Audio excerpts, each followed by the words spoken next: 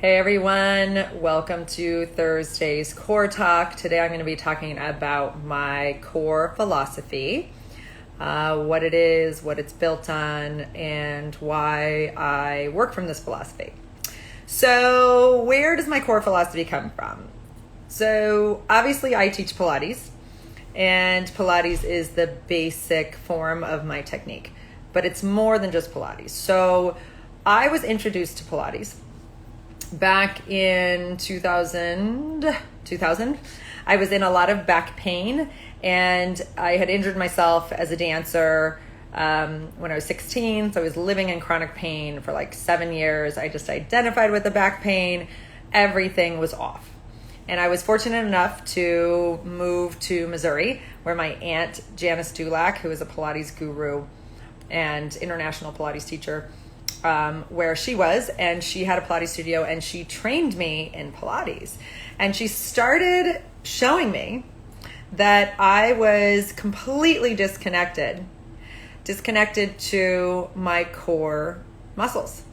And that in order to get out of back pain, I needed to build inner deep strength that I was completely unaware of. I was unaware that it existed.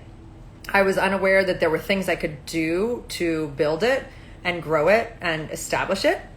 And I was basically moving from the wrong places. I was moving from the external places, not my inner strength. So through this process of learning from her, slowing everything down, retraining myself to move from the right place, I found that I was no longer in pain. I no longer had a back problem. That was miraculous.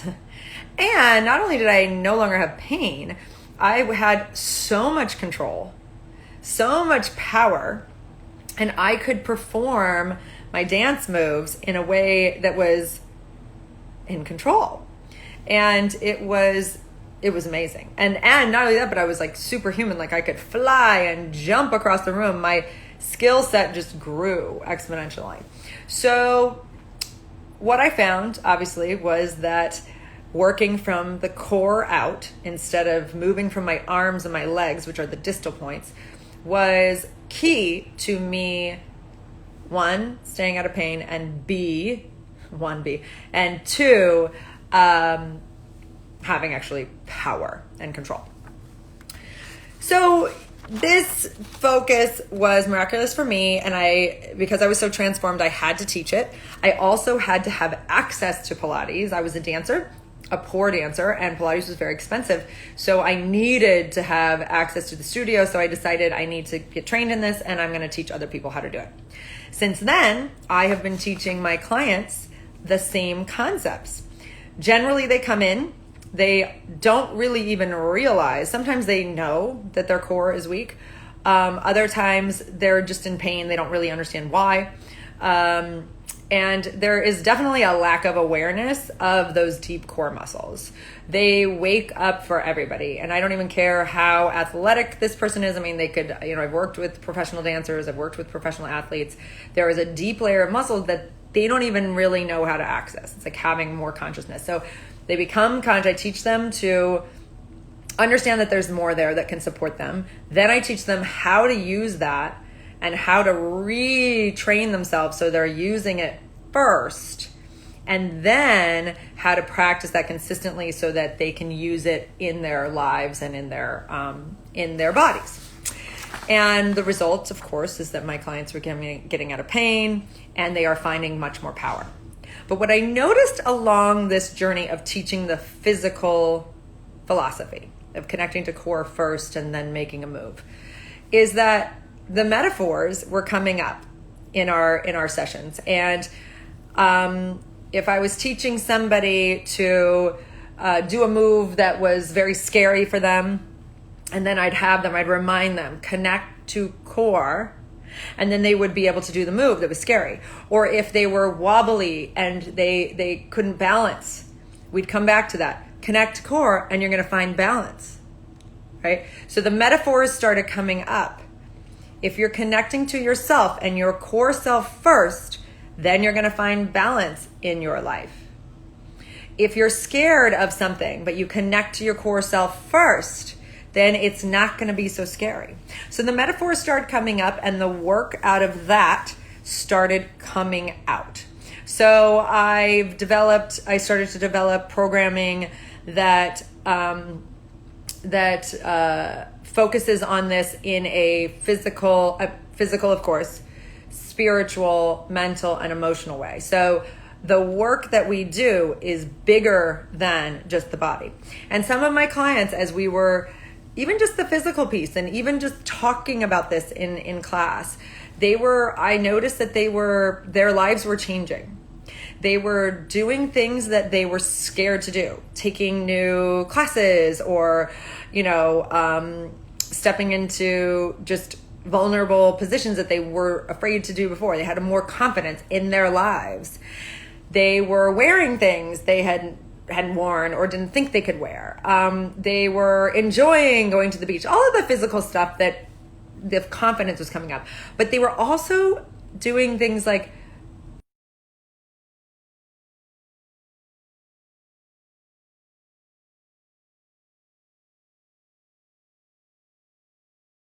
confidence of connecting to the self, building the core physically, and it's not separate.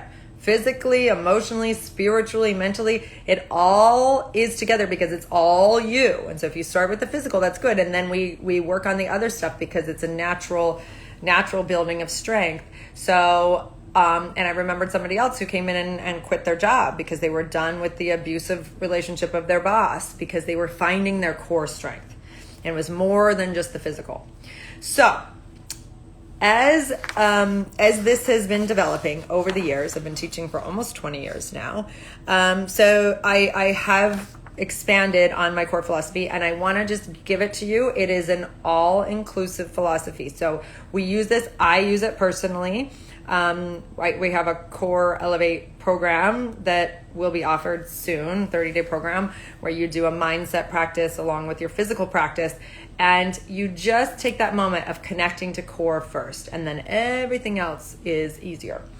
So the first tenet of my core philosophy is 1, become aware of where you are not connected.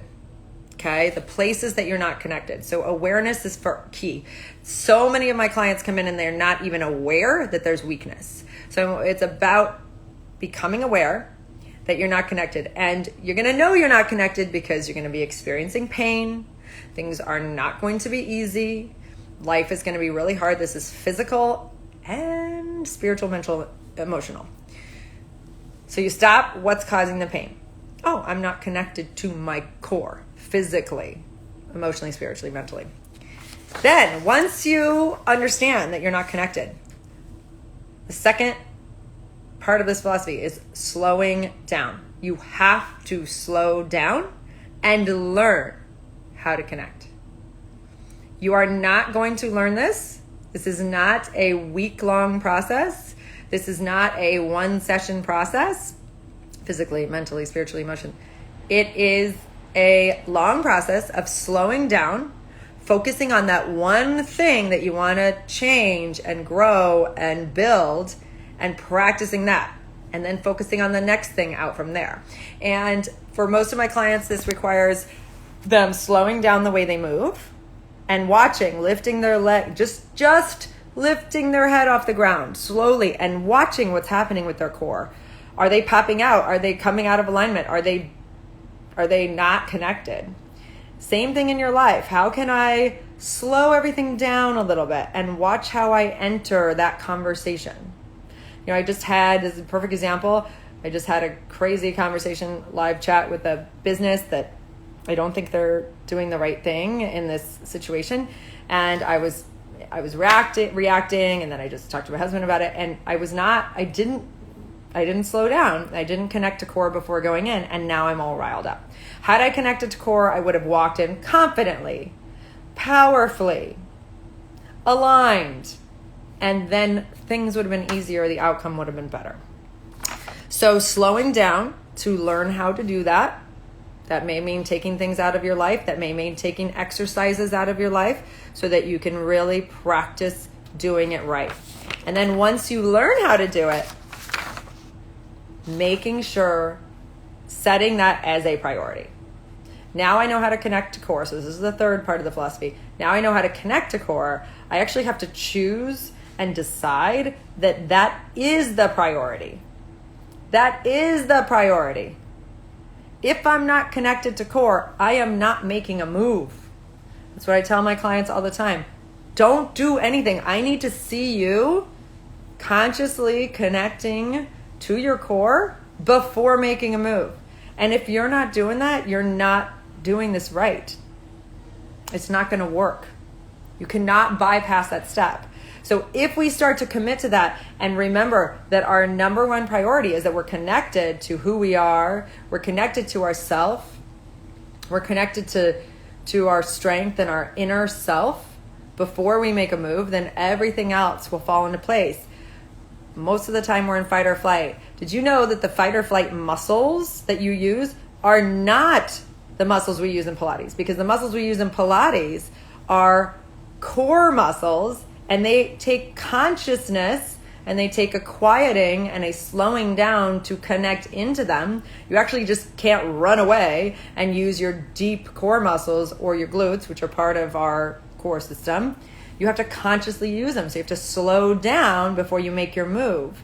You cannot be in fight or flight if you're connecting to core. Hey, Marcus. So good to see you. Yay, yay. So I'm sort of at the end of my talk here.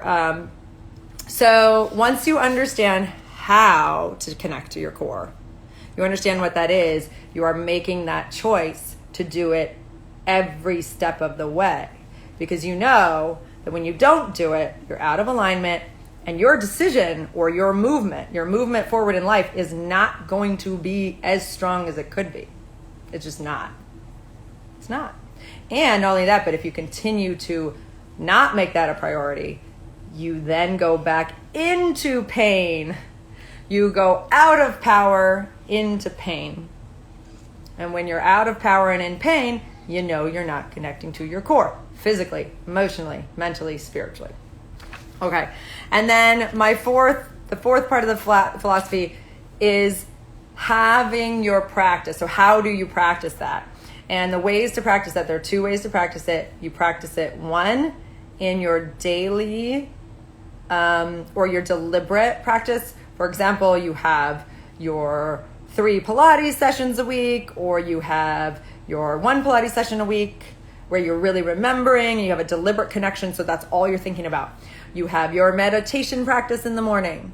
You have your retreats that you go on, whatever it is.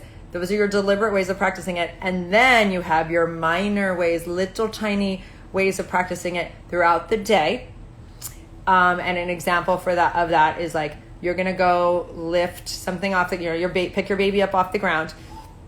You remind yourself, just in a little way, connect to my core before I do it.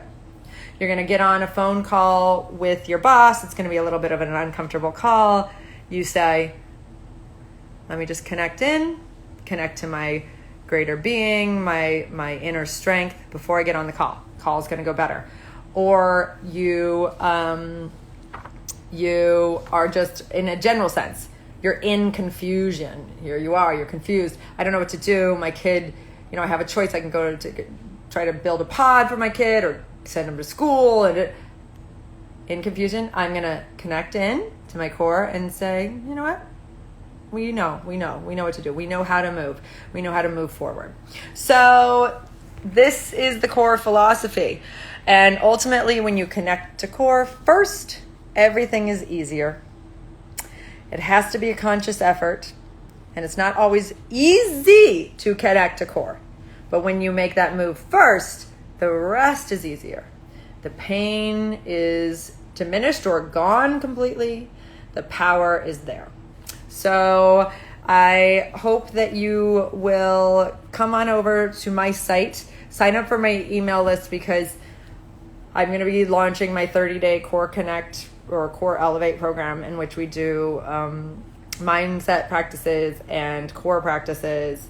It's all inclusive, a holistic approach to resetting and really getting into that place. And we need this more now.